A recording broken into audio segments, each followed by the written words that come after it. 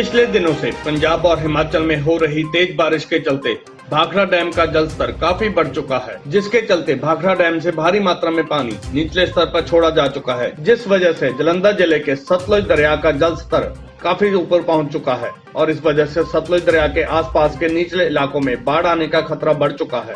बाढ़ आने के बड़े खतरे के कारण डीसी जालंधर वरिंदर शर्मा द्वारा शाहकोट, नकोदर और फिलौर के 81 गांवों को खाली करने के निर्देश जारी किए गए हैं। उन्होंने बताया कि आने वाले समय में जल स्तर और बढ़ सकता है, जिस वजह से ये फैसला लिया गया है। जालंधर से हलचल टुडे के लिए ब्यूरो रिपोर्ट।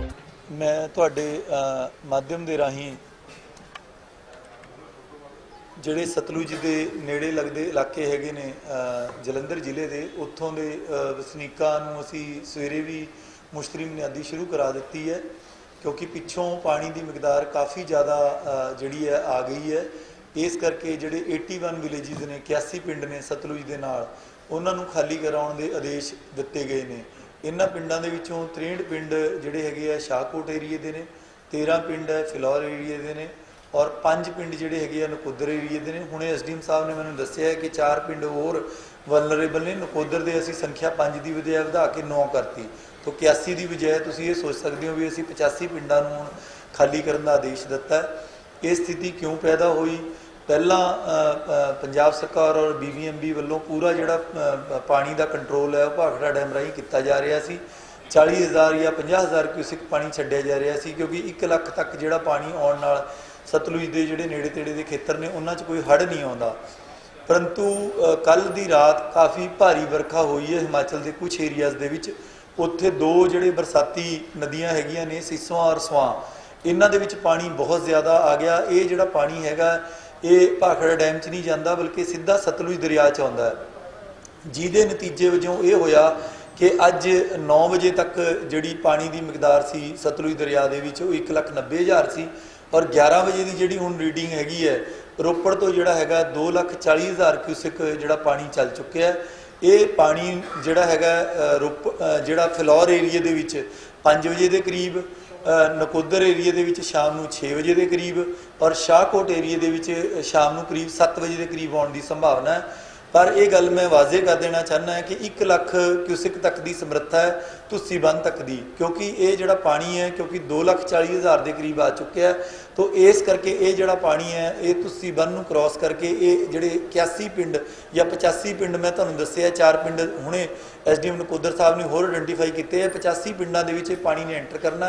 मेरी सारे लोगों को अपील है कि वो इस जी ये वार्निंग दी जा रही है इस पर अमल करते हुए, क्योंकि अपने को अजे 11 बजे है, 7 घंटे अपने को हैगे है, फिलौर वालियां कोल 6 घंटे है। इस समय के दौरान अपने बाल बच्चे, बजुर्ग और सारा जिन्ने भी लोग ने उन्हों का डंगर बच्चा जिन्ना कीमती समान वो लैके साडे कैंप्स दे विच आ जाण। जिहड़े असीं कैंप्स हैगे ने तीनों थां ते जिहड़े SDMs ने उन्होंने स्थापित किए ने। कैंपां दे विच इन्हां दे रहण खाण पीण दवाई पानी सारा प्रबंध होएगा। मेरी दोबारा तो सारिਆਂ ਨੂੰ ये बेनती है कि इस क्योंकि पहला भी जो कदे आउंदी है तो लोगों च बहुती बारी ये रिलैक्टेंस हुंदी है मूव करन दी। एक दिन आपां अगर तकलीफ उठा लांगे मूव कर लांगे तो उहदे नाल आपां सेफ रवांगे। जो पानी आएगा कई बार जो टाइम सिर मूव नहीं करते पानी इकट्ठा होने ते फिर उस समय जिहड़ा हैगा दिक्कत आती है लोगों को उत्थों कड्ढण दे विच। बाकी इन द मीन टाइम साडे सारे SDMs, सारे साडे तहसीलदार, नायब तहसीलदार साहिबान, हैल्थ विभाग दीयां टीमां, पशु पालन विभाग दीयां टीमां, फूड सप्लाई विभाग दीयां टीमां और पुलिस विभाग दीयां जिहड़ियां भी टीमां ने सारे, और जिन्ने भी साडे पंचायत विभाग के जिन्ने भी नुमाइंदे ने सारिਆਂ ਨੂੰ कहा गया। फील्ड के सारे गए ने, लोगों की मदद लिए गए ने। प्रशासन और पंजाब सरकार लोगों की मदद करने के लिए दृढ़ संकल्प हैगी है और असी करांगे भी। पर अगर पहला इवैक्यूएशन कर दीए तो अपना जोड़ा है कोई नुकसान होने तो बचाव हो सकता है।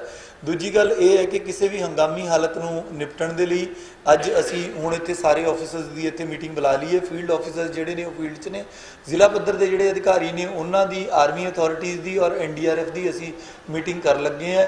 NDRF तो असी ऑलरेडी जिहड़ी नैशनल डिजास्टर रिलीफ फोर्स हैगी है उन्हां दा जिहड़ा सब हैडकुआटर है वो इन्हां दा साडा लुधियाने च हैगा, उत्थों असी मंग कर ली है टीम की, और वो टीम जी शाहकोट के लिए ਉੱਥੋਂ ਚੱਲ ਚੁੱਕੀ ਹੈ। ਇਸ ਤੋਂ ਇਲਾਵਾ ਆਰਮੀ ਅਥਾਰਟੀਜ਼ ਨੂੰ ਵੀ ਅਸੀਂ ਜਿਹੜਾ ਇਨ ਟੱਚ ਹੈਗੇ ਆ, ਜਿੱਥੇ ਵੀ ਕਿਤੇ ਲੋੜ ਹੋਏਗੀ। ਔਰ ਸਾਡੀ ਜਿਹੜੀ ਸਟੇਟ ਡਿਜ਼ਾਸਟਰ ਰਿਲੀਫ ਫੋਰਸ ਹੈ ਉਹ ਸਾਡੀ PAP 'ਚ ਸਟੇਸ਼ਨਡ ਹੈ। PAP ਅਥਾਰਟੀਜ਼ ਦੇ ਨਾਲ ਸਵੇਰੇ ਮੀਟਿੰਗ ਸਾਡੀ ਹੋ ਚੁੱਕੀ ਹੈ, ਅਸੀਂ ਉਹਨਾਂ ਦੇ ਵੀ ਇਨ ਟੱਚ ਹੈ। ਸਾਰੀਆਂ ਥਾਵਾਂ ਤੇ ਅਸੀਂ ਟੀਮਸ, ਬੋਟਸ, ਸਾਰਾ ਕੁਝ ਇਨ ਪਲੇਸ ਹੈਗਾ। ਕਿਸੇ ਨੂੰ ਕੋਈ ਘਬਰਾਉਣ ਦੀ ਲੋੜ ਨਹੀਂ, ਬਟ ਜਿਹੜਾ ਇਹਤਿਆਤਨ ਤੌਰ ਤੇ ਕਿਹਾ ਜਾ ਰਿਹਾ ਹੈ ਕਿ ਆਪਦੀ ਮੂਵਮੈਂਟ ਪਹਿਲਾਂ ਕਰ ਲਓ ਤਾਂ ਕਿ ਪਾਣੀ ਦਾ ਲੈਵਲ ਹੈ ਜਿਹੜਾ 6 ਵਜੇ ਤੋਂ ਬਾਅਦ ਅਚਨਚੇਤ ਇੱਕਦਮ ਵਧਣਾ ਹੈਗਾ।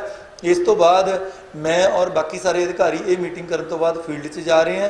ਤੋ ਹੁਣ ਤੱਕ ਦੀ ਸੂਚਨਾ ਇਹੀ ਸੀ, ਜਿੱਦਾਂ ਵੀ ਸਿਚੁਏਸ਼ਨ ਇਵੋਲਵ ਹੁੰਦੀ ਹੈ ਅਸੀਂ ਤੁਹਾਨੂੰ ਉੱਦਾਂ ਸੂਚਿਤ ਕਰਦੇ ਰਹਾਂਗੇ।